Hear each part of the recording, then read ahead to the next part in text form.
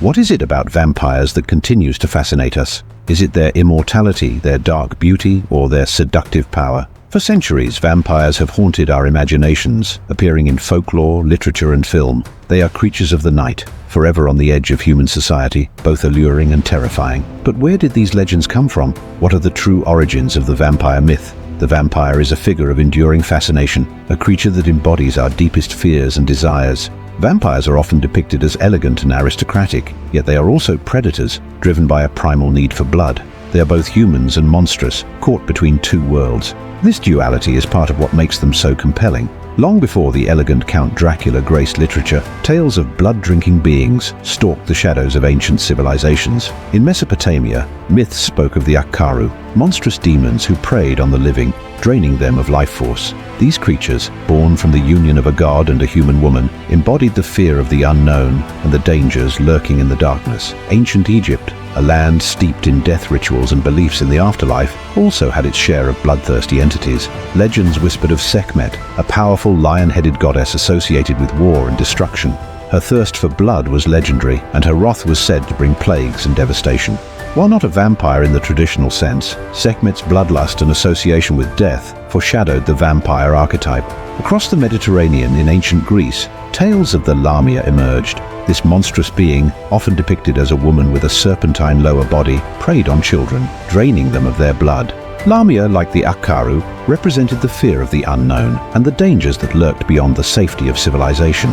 These ancient myths, though geographically diverse, share a common thread: the fear of the unnatural, the dread of a creature that defies death and sustains itself on the lifeblood of the living. These early tales laid the foundation for the vampire myth, establishing the core elements that would continue to resonate through the centuries: immortality, bloodlust, and an existence on the fringes of human society. As Christianity spread throughout Europe, so too did the fear of vampires. The medieval era, which was characterized by plagues, wars, and widespread superstition, provided a fertile environment for vampire lore to develop.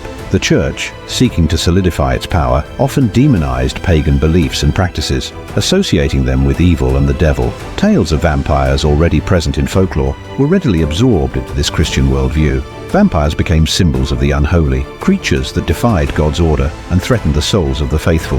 Their thirst for blood was seen as a perversion of the Eucharist, the sacred blood of Christ. The fear of vampires intensified during times of widespread death, such as the Black Death. With millions succumbing to the plague, rumors of vampires spread like wildfire. People looked for explanations for the seemingly unstoppable disease, and vampires, with their association with death and disease, provided a convenient scapegoat. Folklore offered ways to identify and ward off vampires. Suspected vampires were often buried face down, pinned to the ground with stakes, or decapitated. Garlic, holy water, and crucifixes were believed to repel these creatures of darkness. These practices, though rooted in superstition, reveal the deep-seated fear that vampires evoked in medieval society. While vampires are creatures of myth and legend, there are historical figures whose lives and deeds have fueled the vampire narrative. One such figure is Vlad III, Prince of Wallachia, better known as Vlad the Impaler. This 15th century ruler, notorious for his cruelty and brutality, is considered one of the main inspirations for Bram Stoker's iconic vampire Dracula. Vlad earned his moniker the Impaler for his preferred method of execution, impaling his victims on long wooden stakes. His ruthlessness was legendary, and his enemies trembled at the mere mention of his name. While Vlad's cruelty was undoubtedly real, many of the stories surrounding him have been embellished and exaggerated over time. Despite his brutality, Vlad was also a skilled military leader who successfully defended his principality against the Ottoman invasion. He was known for his cunning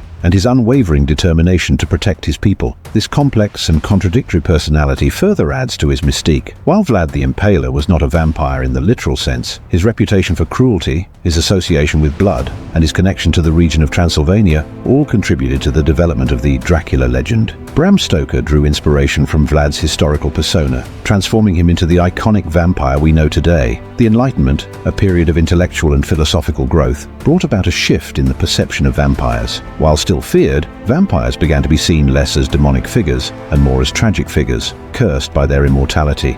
This shift is reflected in the literature and art of the time. John Polidori's The Vampire, published in 1891, is considered the first modern vampire story. Polidori's vampire, Lord Ruthven, is a Byronic hero, a charismatic and alluring figure who preys on the innocent. This depiction of the vampire as a seductive and tragic figure set the stage for later literary interpretations. Throughout the 19th century, vampires continued to appear in literature and art, reflecting the evolving fascination with these creatures of the night. Writers like Sheridan Le Fanu and Théophile Gautier explored the themes of immortality, seduction, and the dark side of human nature through their vampire tales.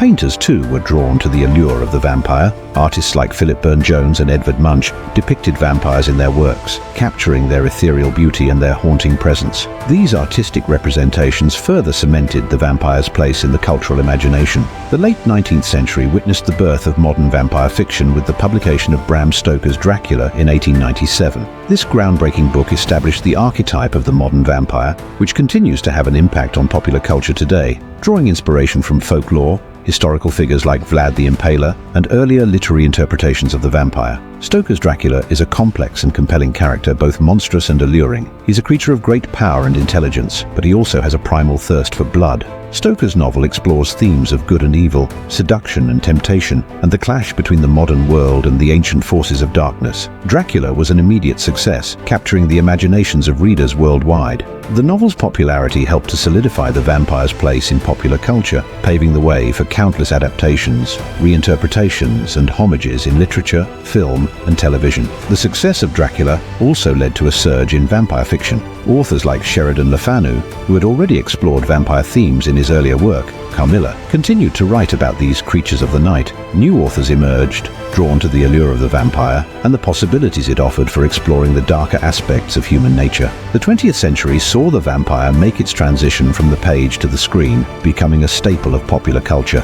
The first vampire film, Nosferatu, was released in 1922, offering a chilling and unforgettable interpretation of Stoker's Dracula. Since then, vampires have appeared in countless films, television shows, and other media, reflecting the enduring fascination with these creatures of the night. From the classic horror films of Bela Lugosi and Christopher Lee to the more recent romantic interpretations in films like Interview with the Vampire and Twilight, vampires have proven to be remarkably adaptable, their image shifting and evolving to reflect the changing times and cultural sensibilities. Television, too, has embraced the vampire, with shows like Buffy the Vampire Slayer, Angel, and True Blood exploring the vampire myth in new and innovative ways. These shows often use the vampire as a metaphor for societal anxieties, exploring themes of prejudice, addiction, and the struggle for identity. The vampire's enduring presence in popular culture speaks to its power as a symbol. Vampires continue to fascinate us because they embody our deepest fears and desires, representing the dark side of human nature and the allure of the forbidden.